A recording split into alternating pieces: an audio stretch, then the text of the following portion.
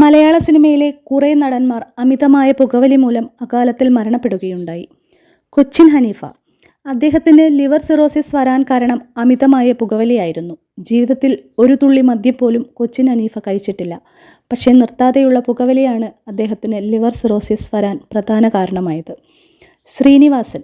ഒരു തിരക്കഥ എഴുതി തുടങ്ങി പടം ഷൂട്ട് ചെയ്ത് തീരുന്നതുവരെ എൻ്റെ വായിൽ നിന്ന് പുക പോയിക്കൊണ്ടിരിക്കും. അത്രയ്ക്കും അഡിക്ഷനായിരുന്നു പുകവലിയോട്. ഈ വയ്യാത്ത അവസ്ഥയിലും ഞാനൊരു സിഗരറ്റ് കിട്ടിയാൽ വലിക്കുമെന്ന് ശ്രീനിവാസൻ പണ്ട് ഇൻ്റർവ്യൂവിൽ പറഞ്ഞിരുന്നു. അമിതമായ പുകവലിയാണ് നടൻ ശ്രീനിവാസനെയും രോഗത്തിന് അടിമയാക്കിയത്. സലീം കുമാർ.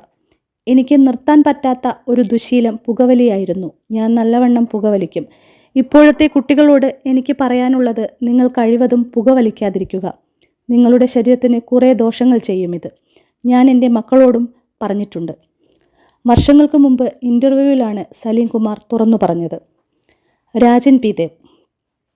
അമിതമായ പുകവലിയായിരുന്നു നടൻ. മമ്മൂട്ടി ഇടയ്ക്കിടയ്ക്ക് ദേഷ്യപ്പെടും. നിങ്ങൾക്ക് പുകവലിയൊന്ന് നിർത്തിക്കൂടെ? എത്ര കാലമായി ഇങ്ങനെ വലിക്കുന്നു?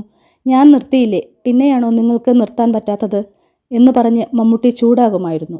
പക്ഷേ രാജൻ പി ദേവ് കേട്ടില്ല. രജനീകാന്ത് ഒരു ഇൻ്റർവ്യൂവിൽ പറയുകയുണ്ടായി, നിങ്ങൾ ഇടയ്ക്കൊക്കെ മദ്യപിക്കുന്നത് നല്ലതാണ്, പക്ഷേ മദ്യപാനവും പുകവലിയും ഒരുമിച്ച് ചെയ്യരുത്. അത് ശരീരത്തിന് നല്ലവണ്ണം ദോഷം ചെയ്യും. ഒരിക്കലും അത് ചെയ്യരുത് എന്ന്.